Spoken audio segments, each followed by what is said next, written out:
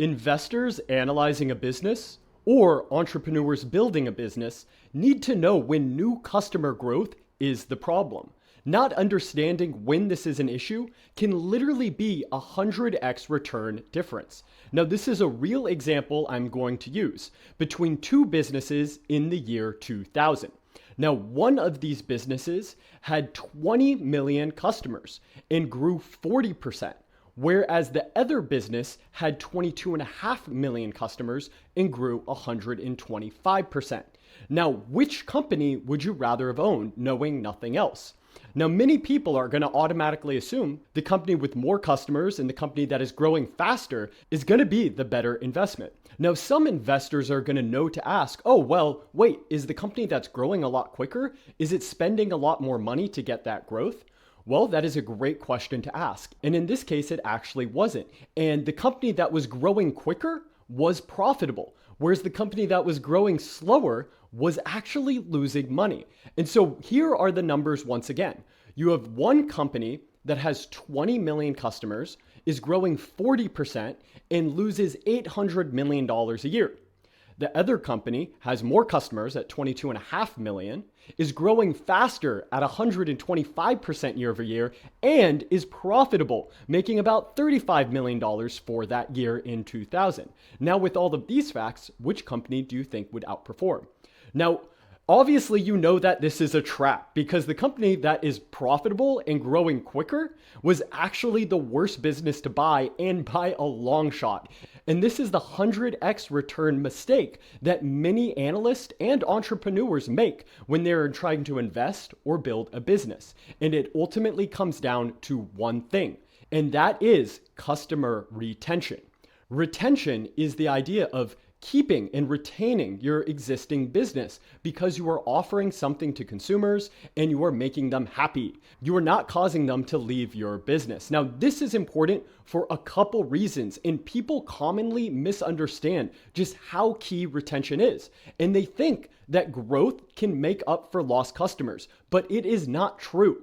Often a business that is growing a lot of new customers but cannot retain old ones is a huge red flag, but this will not show up in financials in typical fashion.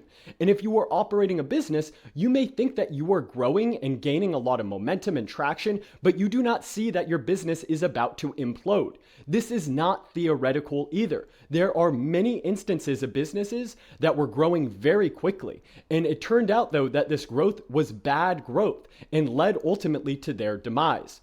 Now, Wish, which is an e-commerce company, is a perfect example of this. I wrote an in-depth investment memo that touches on all these points that I'll link to in the show notes, but the important things that you need to know from this situation come down to two different factors: LTV and CAC. Now, if you're into investing, you've probably come across this concept of a discounted cash flow model.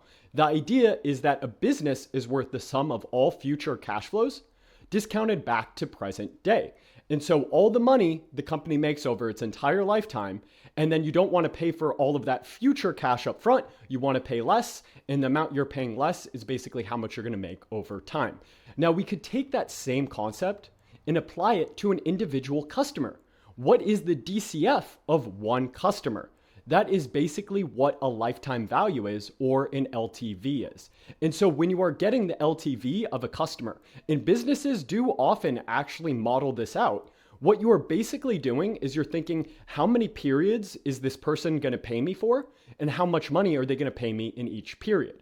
That is basically what ARPU is, average revenue per user or customer, basically how much money you're getting for that person. And then the other factor is going to be retention, which could also be thought of how many periods, how many years is this customer going to be there. Those are the two big factors in an LTV. Now, when we go back to these businesses, the one that would have made you a 100x return, the thing that they did very well is that they retained almost all of their users. Whereas the faster growing company actually lost a lot of users. And we'll reveal who these companies are in a moment, because as soon as I do, it will instantly click for you, this entire concept. And so when you are retaining a user, there's actually a few benefits to that many people don't immediately see. The first benefit, of course, is that you have a reduced customer acquisition cost. It is much more expensive to go out and keep acquiring new users than it is to just make an existing user happy. If you think about the company Wish, they literally would spend almost their entire revenue, and I'm not exaggerating, there was a period where they had over 100% of their revenue was spent on marketing. All of that was directed to getting new customers. And that is very expensive to do. In contrast, if you have an existing customer that maybe got an item from you and wasn't happy, it is much cheaper to just go ahead and refund them there. If you think of a company like Amazon, hint, hint, one of the things that they did early on that was really important was that they focused on making existing users happy by refunding them whenever they were unsatisfied and really going to lengths, whatever that meant in terms of customer service, to always keep them satisfied. In fact, Jeff Bezos' motto is essentially customer satisfaction at the cost of all else. And that is because of this factor of retention. He understood that earlier on and better than almost anyone else. In fact, he had a presentation where he talked about the leaky bucket. Now, this is a key concept you need to understand, and that is the idea that it doesn't matter how fast you fill up a bucket, as long as there are big holes in the bucket will never be full. And so even if you had a fire hose filling up that bucket, if there's holes in it, you will never be able to fill it up. In contrast, if you have a bucket with no holes in it, it doesn't matter how slowly you fill it up. You could fill it up by drop, and eventually it will be full. Sure, it is slower, but what that means is that the business is holding on to all of the value it creates. And that is the same idea that goes back to retention and why it is so important for a business to retain their users. And so, yes, it is usually a lot cheaper to keep existing users happy than it is to go out and acquire new users. Wish is a pinnacle example of a company that focused a lot on new user growth and did a very poor job with user retention. And so most people would go onto the site, they would get a lot of promos, a lot of subsidies, and they would spend money and they'd have a poor experience. They kind of get a bunch of crappy e-commerce goods, a lot of stuff shipped from China that's not of high quality. They're disappointed. It took pretty long to get to them. They never come back. That was the typical experience. Now, because of the way they set up their model, it probably would have been harder to retain those users because when you're selling people stuff that they really don't need, a bunch of tchotchkes, it's always kind of an impulsive purchase, and it's hard to make that sort of a lasting habit, which is what you need when you are retaining users. And so that is the other aspect of this. When you think about building a business, you want to build something that people want and that they're going to actually enjoy and get value from, because then there's a higher chance they're actually going to come back. And that was the entire point of Amazon.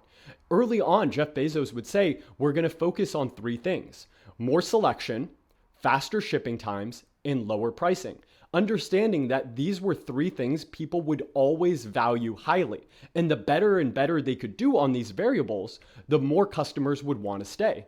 Now, if you imagine shopping on the site 20 years ago, your shipping was slower, the items were less to pick from, and they were generally more expensive. Whereas today, all of that is better. And in fact, there are many customers, hint, hint, that stayed along that entire journey for the past 3-some decades at Amazon as they continued to just improve the service. When they're improving that service, they're adding more value to users. They are retaining them, which is key. And so they didn't need to focus so much on growing very quickly because the growth that they did have, they were able to sustainably hold. You do not need to grow very fast if the growth that you have, you're able to hang on to.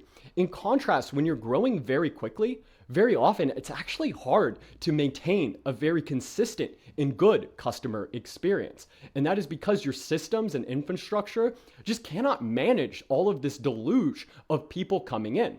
And this is a common theme with actually a lot of great businesses. Many people may think of Facebook as a company that would grow at all costs, but that is not true actually.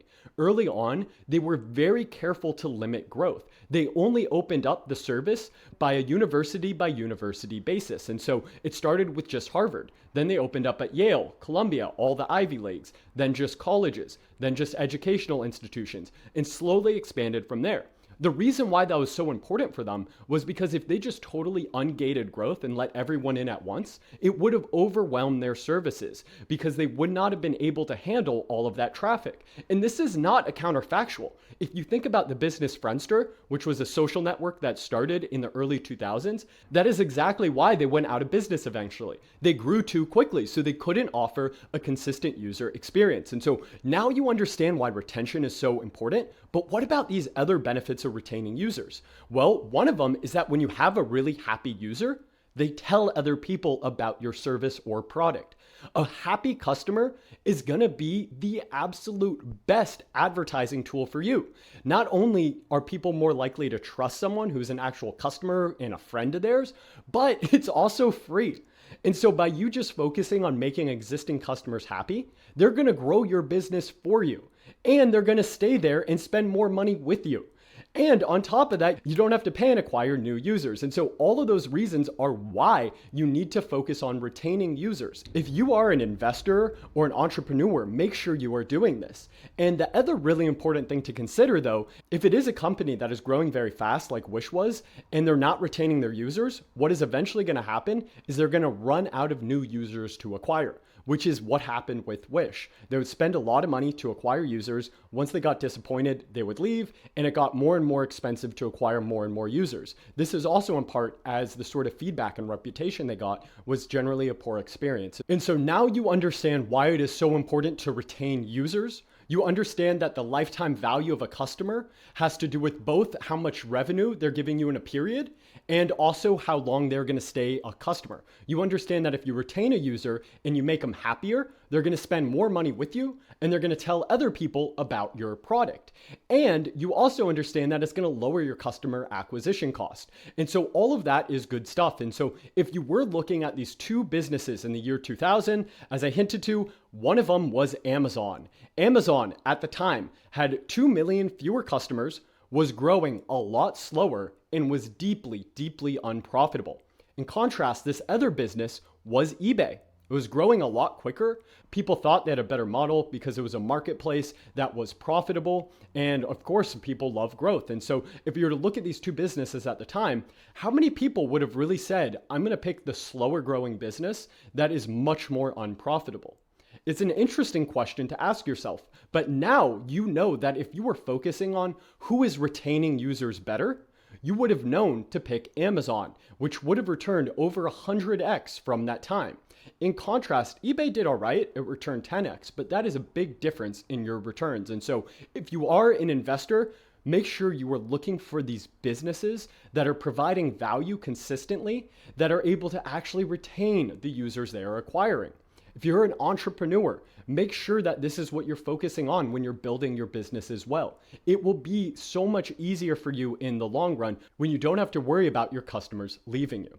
However, there are circumstances where you do not actually have to worry that much about what the customer thinks of you. And if that sounds like a paradox to what I was just saying, it is. And these are circumstances where a business has such strong competitive moats, they don't have to worry about the competition. But to understand when a business has a really strong competitive position, check out this video here on competitive moats. And if you want to learn more about investing and how to build a business, make sure you hit subscribe because we have a lot more to talk about.